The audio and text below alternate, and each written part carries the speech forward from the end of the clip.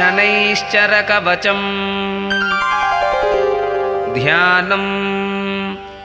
चतुर्भुजं शनिं देवं चापतूणीकृपाणकैः सहितं वरदं भीमदंष्ट्रं नीलोत्पलाकृतिं नीलमाल्यानुलेपं च नीलरत्नैरलङ्कृतं ज्वालोर्ध्वमकुटाभासं नीलगृध्ररथान्वितं मेरुं प्रदक्षिणं यान्तं सर्वलोकभयावहम् कृष्णाम्बरधरं देवं द्विभुजं गृध्रसंस्थितं सर्वपीडाहरं नृणां ध्यायेद्ग्रहगणोत्तमम् शनैश्चरशिरो रक्षेन्मुखं भक्तार्तिनाशनः कर्णौ कृष्णाम्बरः पातु नेत्रे सर्वभयङ्करः कृष्णाङ्गो नासिकां रक्षेत् कण्ठं मे शितिकण्ठकः भुजौ मे सुभुजः पातु हस्तौ नीलोत्पलप्रभः पातु मे हृदयं कृष्णः कुक्षिं शुष्कोदरस्तथा कटिं मे विकटः पातु ऊरु मे घोररूपवान् जानुनी पातु मे दीर्घो जङ्घे मे मङ्गलप्रदः गुल्फो गुणकरः पातु पादौ मे पङ्गुपादकः सर्वाणि च ममाङ्गानि पातु भास्करनन्दनः यजिदं कवचं दिव्यं सर्वपीडाहरं नृणां पठति श्रद्धया युक्तः सर्वान् कामान् अवाप्नुयात्।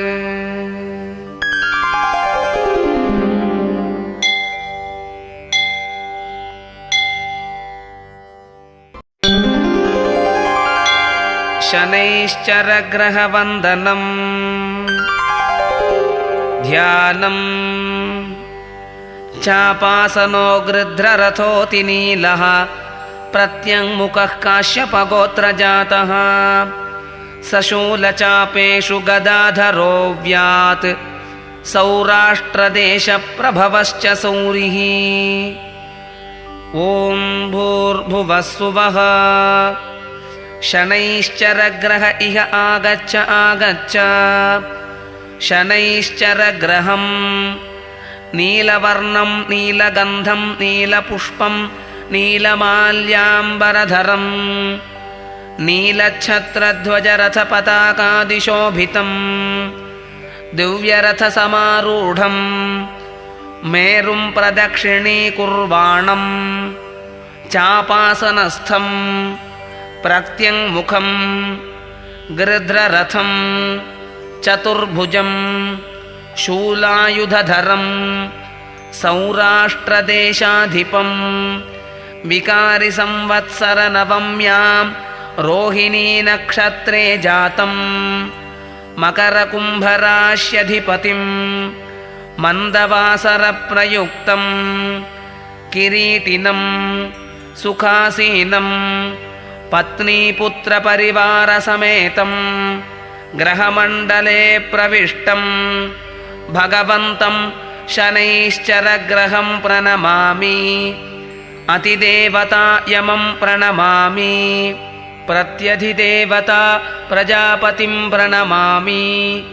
अतिदेवता प्रत्यधिदेवता सहिताय शनैश्चराय नमः।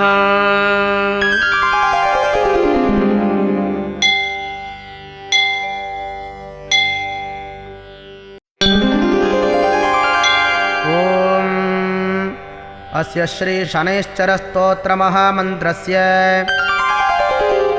कश्यपऋषिः नुष्टुप्छन्दः मन्दगतिः सौरिर्देवता शं बीजं नं शक्तिः मम कीलकं मम शनैश्चरप्रसादसिद्ध्यर्थे जपे विनियोगः। शनैश्चराय अङ्गुष्ठाभ्यां नमः मन्दगदये तर्जनीभ्यां नमः अधोक्षजाय मध्यमाभ्यां नमः सूर्यपुत्राय अनामिकाभ्यां नमः शुष्कोदराय कनिष्ठिकाभ्यां नमः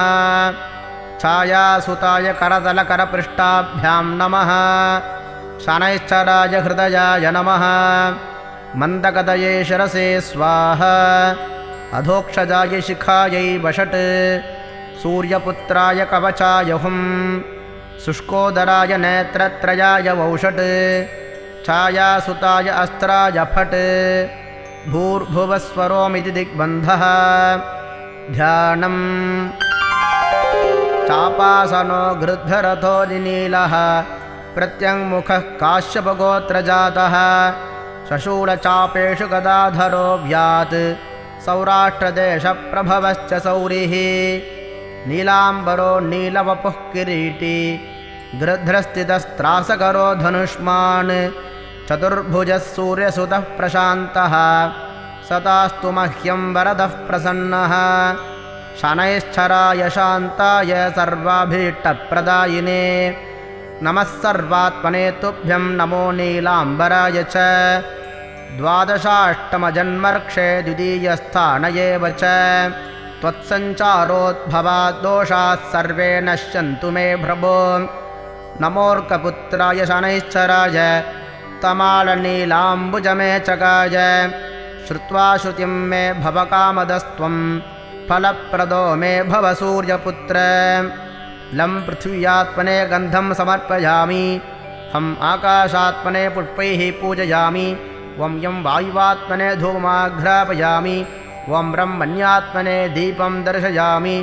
वं वम् अमृतात्मने अमृतं निवेदयामि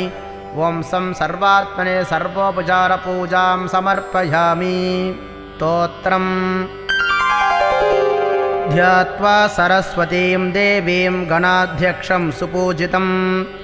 राजा दशरथस्तोत्रं शौरेरिदमथाकरोत् नमः कृष्णाय नीलाय शितिकण्ठनिभाय च नमो नीलमयूखाय नीलोत्पलनिभाय च नमो निर्मासदेहाय दीर्घश्रुतिजटाय च नमो विशालनेत्राय शुष्कोदरभयानक नमः पौरुषगात्राय स्थूलरोम्णे च ते नमः नमो नित्यं क्षुधार्ताय ह्यतृप्ताय च ते नमः नमो घोराय रौद्राय भीषणाय करालिने नमो दीर्घाय शुष्काय कालदंष्ट्र नमोऽस्तु ते नमस्ते घोररूपाय दुर्निरीक्ष्याय ते नमः नमस्ते सर्वभक्षाय बलीमुख नमोऽस्तु ते सूर्यपुत्र नमस्तेस्तु भास्करे भयदायिने अधोदृष्टे नमस्तेस्तु संवर्तक नमोऽस्तु ते नमो मन्दगते तुभ्यं निष्प्रभाय नमो नमः तपनाज्जातदेहाय नित्ययोगधराय च ज्ञानचक्षुर्नमस्तेस्तु काश्यपात्मजसूनवे तुष्टो ददासि राज्यत्वं क्रुद्धो हरसि तत्क्षणात् देवासुरमनुष्याश्च सिद्धिविद्याधरोरगाः त्वयावलोकिताः सर्वे दैन्यमाशु व्रजन्ति ते ब्रह्मा शक्रो यमश्चैव मुनयः सप्ततारकाः राज्यभ्रष्टा पतन्तीह तव दृष्ट्यावलोकिताः त्वयावलोकितास्तेऽपि नाशं यान्ति समूलतः प्रसादं कुरु मे सौरे प्रणत्यागि त्वमर्थितः एवं स्तुतस्तदा सौर्यग्रहराजो महाबलः अब्रवीच शनिर्वाक्यं हृष्टरोमो च भास्करिः प्रीतोऽस्मि तव राजेन्द्र स्तोत्रेणानेन सम्प्रति अदेयं वा वरं तुभ्यं प्रीतोऽहं प्रददामि च त्वया कृतं द्वयस्तोत्रं यः पठेदियमानवः एकवारं द्विवारं वा पीडामुञ्जामि तस्य वै मृत्युस्थानगते वापि जन्मस्थानगतेऽपि वा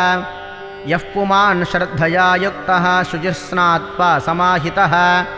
समीपत्रे समभ्यर्च्य प्रतिमां लोहजां मम माशोदनं तिलैर्मिश्रं दद्याल्लोहं दुदक्षिणां कृष्णां मां महिषीं वस्त्रं मामुद्दिश्य द्विजातये मद्दिने तु विशेषेण स्तोत्रेणानेन पूजयेत् पूजयित्वा जपे स्तोत्रं भूत्वा चैव कृताञ्जलिः तस्य पीडां न चैवाहं करिष्यामि कदाचन गोचरे जन्मलग्ने च दशास्वन्तर्दशासु च रक्षामि सततं तं हि पीडेभ्योऽन्यग्रहस्य च अनेनैव प्रकारेण पीडामुक्तं जगद्भवेत्। श्रीसूत उवाच वरद्वयं तु सम्प्राप्य राजा दशरथस्तदा मेने कृतार्थमात्मानं सम्यक् उक्त्वा शनैश्चरम् को नः शनैश्चरो मन्दश्छाया हृदयनन्दनः मार्ताण्डजस्तथा सौर्यः पदङ्घ्रिगृध्रवाहनः ब्रह्मण्यः क्रूरकर्मा च नीलवस्त्रोऽञ्जनद्युतिः कृष्णो धर्मानुजशान्तः शुष्कोदरवरप्रदः षोडशैतानि नामानि यः पठेत् च दिने दिने विषमस्तोऽपि भगवान् सुप्रीतस्तस्य जायते मन्दवारेषु यस्नात्वा मिताहारो जितेन्द्रियः तद्वर्णकुसुमैः सम्यक् सर्वाङ्गं द्विजसत्तमः पूजयित्वान्नपानाद्यै स्तोत्रं यः प्रयतः पठेत् पुत्रकामो लभेत् पुत्रं धनकामो लभेत् धनं राज्यकामो लभेद् राज्यं जयार्थी विजयी भवेत् आयुष्कामो लभेदायुः श्रीकामश्रियमाप्नुयात् यद्यदिच्छति तत्सर्वं भगवान् भक्तवत्सलः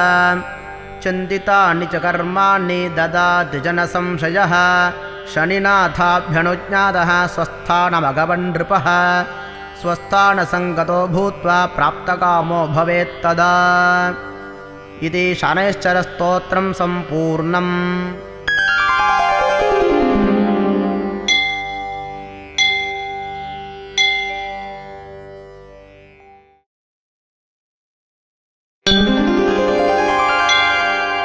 श्रीगणेशाय नमः। अस्य श्रीशनैश्चरस्तोत्रमन्त्रस्य दशरथऋषिः शनैश्चरो देवता त्रिष्टुप्छन्दः शनैश्चरप्रीत्यर्थं जपे विनियोगः। दशरथ उवाच कोणोऽन्तको रौद्रयमोऽथ बभ्रुः कृष्णः शनिः पिङ्गलमन्दशौरी नित्यं स्मृतो यो हरते च पीडां तस्मै नमः श्रीरविनन्दनाय। सुरासुराः किं पुरुषो रगेन्द्राः गन्धर्वविद्याधरपन्नगाश्च पीड्यन्ति सर्वे विषमस्थितेन तस्मै नमः श्रीरविनन्दनाय। नरा नरेन्द्राः पशवो मृगेन्द्राः मन्याश्च ये कीटपतङ्गभृङ्गाः पीड्यन्ति सर्वे विषमस्थितेन तस्मै नमः श्रीरविनन्दनाय। देशाश्च दुर्गानि वनानि यत्र सेनानि वेशापुरपत्तनानि पीड्यन्ति सर्वे विषमस्थितेन तस्मै नमः श्रीरविनन्दनाय। तिलैर्यवैर्माशगुडान्नदानैः लोहेन नीलाम्बरदानतो वा प्रीणादिमन्त्रिर्निजवासरे च तस्मै नमः श्रीरविनन्दनाय। प्रयागकूले यमुनातटे च सरस्वती पुण्यजले गुहायां यो योगिनां ध्यानगतोऽपि सूक्ष्मः तस्मै नमः श्रीरविनन्दनाय। अन्यप्रदेशात् स्वगृहं प्रविष्टः तदीयवारे स नरः सुखी स्यात् गृहाद्गतो यो न पुनः प्रयाति तस्मै नमः श्रीरविनन्दनाय। स्रष्टा स्वयं भूर्भुवनत्रयस्य त्रता हरीशो हरते पिनाकी एकस्त्रिधा ऋग्यजुसाममूर्तिः तस्मै नमः श्रीरविनन्दनाय। शन्याष्टकं यः प्रयतः प्रभाते नित्यं सुपुत्रै पशुबान्धवैश्च पठेत् सौख्यं भुवि भोगयुक्तः प्राप्नोति निर्वाणपदं तदन्ते। कोणस्थः पिङ्गलो बभ्रुः कृष्णो रौद्रोऽन्तको यमः सौरिः शनैश्चरो मन्दः पिप्पलादेन संस्तुतः। एतानि दशनामानि प्रातरुत्थाय यः पठेत् शनैश्चरकृता पीडा न कदाचित् भविष्यति।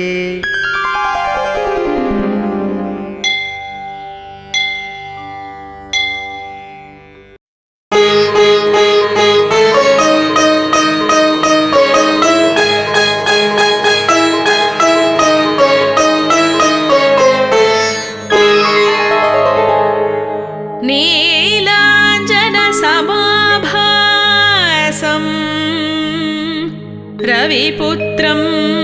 यमाग्रजं च छायामार्ताण्डसम्भूतं तं नमामि शनैश्चरम् तं नमामि शनैश्चरम्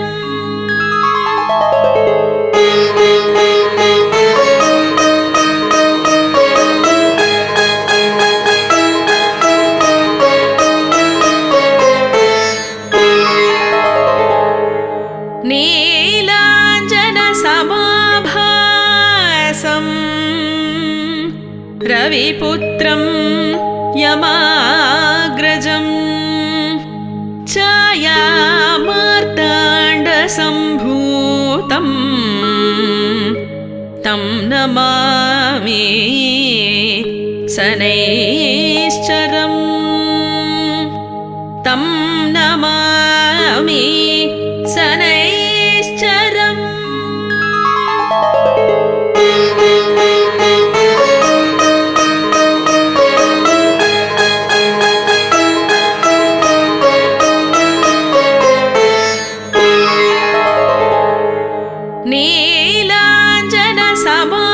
नीलाञ्जनसमाभासं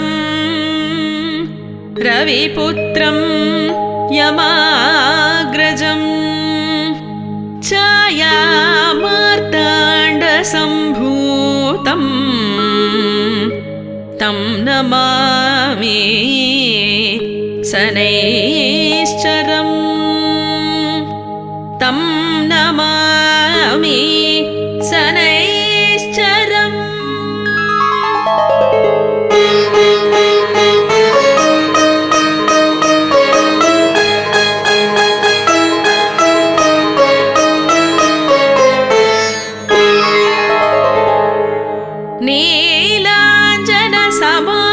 नीलाञ्जनसमाभासं रविपुत्रं यमाग्रजं छायामार्ताण्डसम्भूतं तं नमामि शनैश्चरम्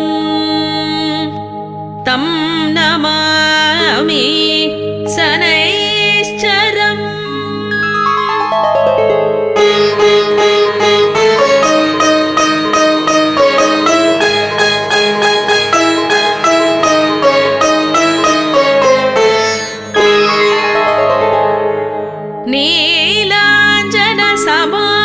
नीलाञ्जनसमाभासं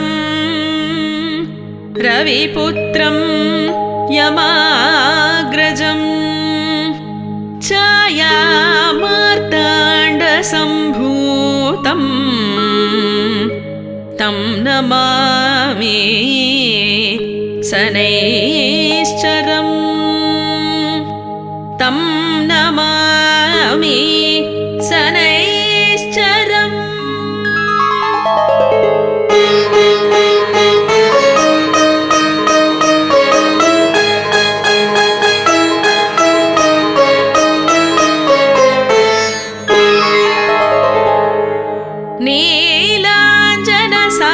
नीलाञ्जनसमाभासं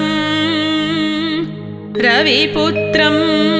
यमाग्रजं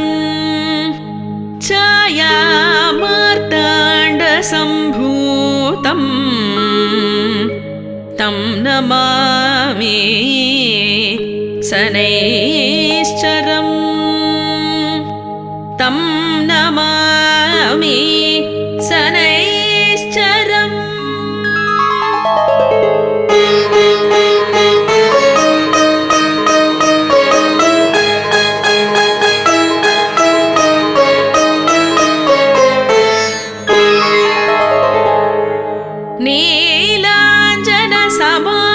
नीलाञ्जनसमाभासं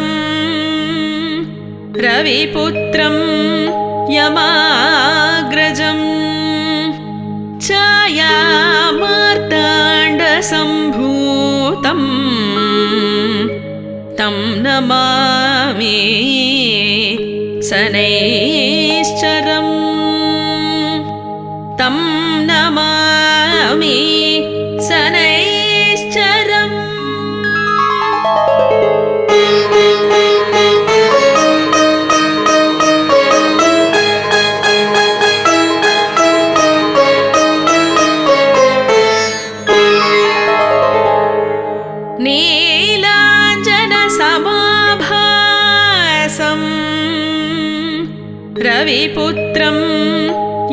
यमाग्रजं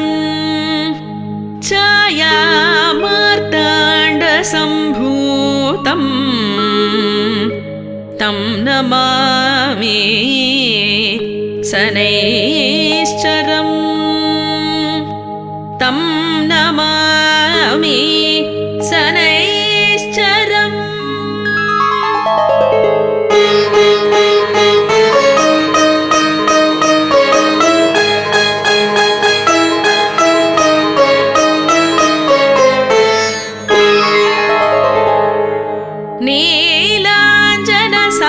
नीलाञ्जनसमाभासं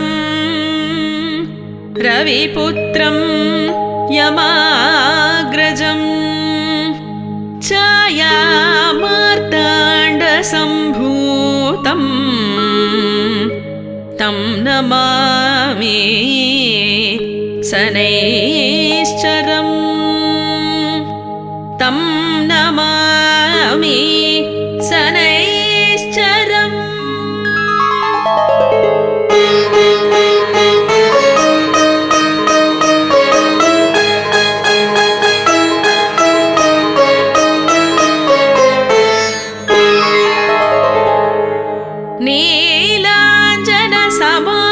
नीलाञ्जनसमाभासं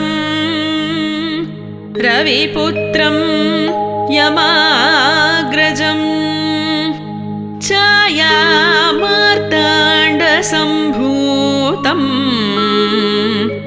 तं नमामि शनैश्चरम् तं नमामि शनैश्चरम्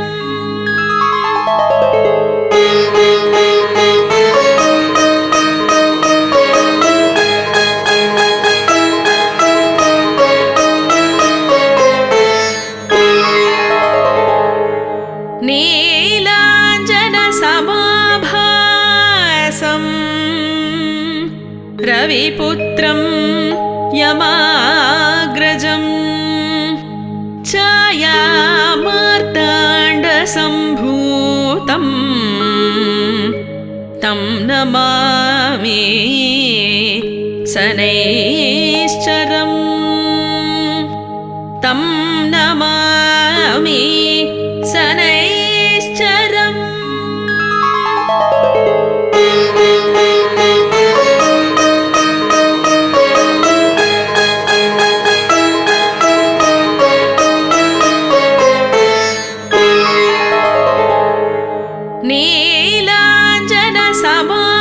नीलाञ्जनसमाभासं रविपुत्रं यमाग्रजं छायामार्ताण्डसम्भूतं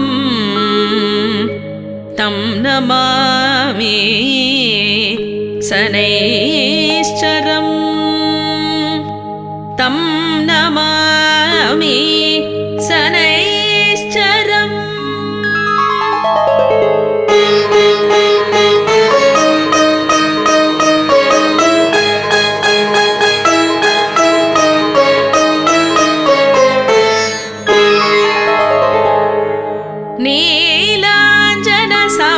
नीलाञ्जनसमाभासं रविपुत्रं यमाग्रजं छायामार्ताण्डसम्भूतं तं नमामि शनैश्चरम् तं नमामि शनैश्चरम्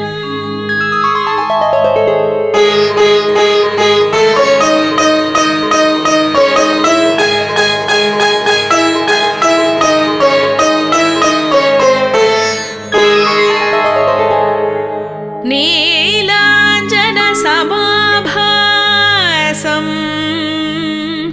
रविपुत्रं यमाग्रजं छायामार्ताण्डसम्भूतं तं नमामि शनैश्चरम् तं नमामि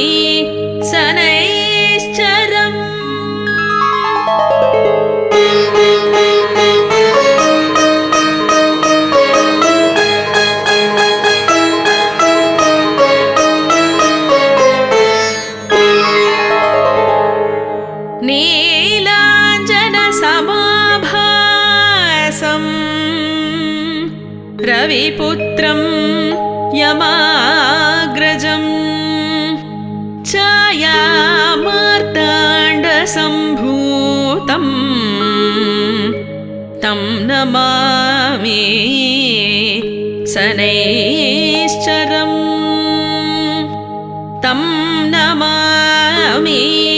शनैश्चरम्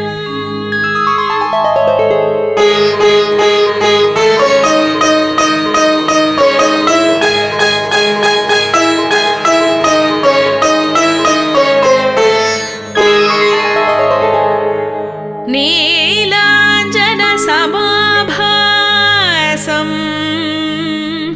रविपुत्रं यमाग्रजं छायामार्ताण्डसम्भूतं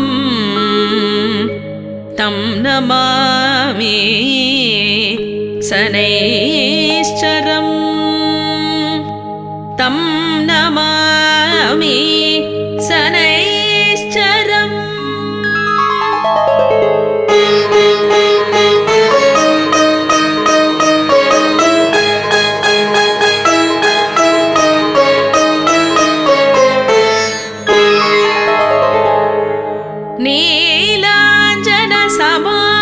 नीलाञ्जनसमाभासं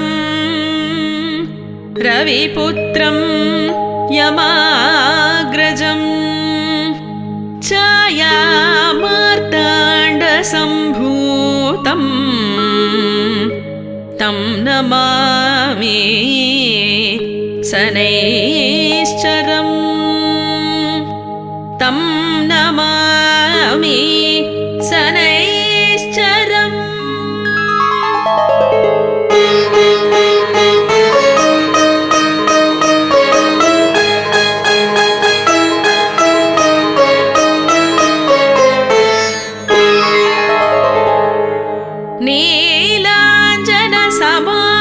नीलाञ्जनसमाभासं रविपुत्रं यमाग्रजं छायामार्ताण्डसम्भूतं तं नमामि शनैश्चरम् तं नमामि